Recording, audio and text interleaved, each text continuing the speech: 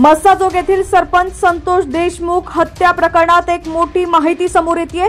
संतोष देशमुख यांचं आरोपींनी अपहरण केलं होतं। अपहरणानंतर त्यांना मारहाण करण्यात आली होती आणि त्यानंतर त्यांची हत्या करण्यात आली। सरपंचांच्या हत्येनंतर संपूर्ण महाराष्ट्र पेटून उठला। या प्रकरणातील आरोपींवर कारवाई करावी अशी मागणी करण्यात येते।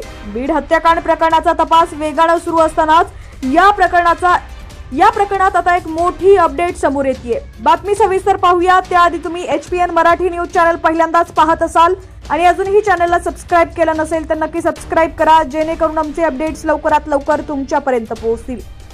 सरपंच संतोष देशमुख यांना अपहरण करून मारहाण करण्यात आली होती। देशमुख यांना मारहाण होताना आरोपींकडून व्हिडिओ कॉल देखील करण्यात आला होता, पण हा व्हिडिओ कॉल कोणा एका व्यक्तीला नव्हे तर मोकार पंत नावाच्या एका व्हॉट्सअप ग्रुपवर प्रतीक घुलेनं केला होता। हा व्हिडिओ कॉल 17 ते 19 वर्ष वयोगटातील 6 जणांनी पाहिल्याचं समोर आलंय। आवादा एनर्जी पवनचक्की प्रकल्पात खंडणी मागण्यासाठी गेलेल्या सुदर्शन घुलेनं सुरक्षा रक्षकाला मारहाण केली। नंतर भांडण सोडवण्यासाठी सरपंच संतोष देशमुख तिथे गेले होते, मात्र तिथे वाद आणखी वाढला। खंडणी मागण्यासाठी गेलेल्या आरोपींना मारहाण करण्यात आली आणि त्याचा व्हिडिओ सोशल मीडियावरती व्हायरल झाला। सुदर्शन घुले याचा वाढदिवसादिवशीच मारहाण झाली आणि त्याच दिवशी व्हिडिओ व्हायरल देखील करण्यात आल्याचा राग मनात ठेवून प्रतीक घुले यानं संतोष देशमुख यांचं अपहरण केलं।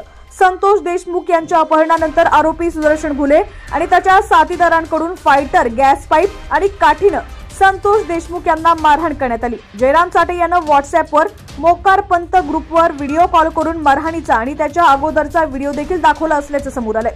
आरोपी विष्णू चाटे याचा मोबाईल मात्र अद्याप सीआयडीला सापडलेला नाहीये। विष्णू चाटे याचा मोबाईल अत्यंत महत्त्वाचा आहे, कारण विष्णू चाटे याच्या फोनवरून वाल्मिक कंपनीच्या अधिकाऱ्यांशी बोलला होता। त्यावरून त्यानं 2 कोटींच्या खंडणीची मागणी केली होती, तेव्हाच त्यानं हातपाय तोडण्याची धमकी देखील दिली होती। या प्रकाराच्या ऑडिओ क्लिप पोलिसांना सापडल्याची सूत्रांची माहिती आहे, त्यामुळे तपासाला वेग येण्यासाठी विष्णू चाटे याचा फोन अत्यंत महत्त्वाचा पुरावा आहे। फरार असताना विष्णू चाटे हा नाशिकमध्ये होता, तिथं त्यानं फोन कुठेतरी फेकला, मात्र तो फोन कुठं फेकला हे तो सांगत नाहीये। यामुळे मोबाईल शोधण्याचं मोठं आव्हान पोलिसांसमोर असणार आहे।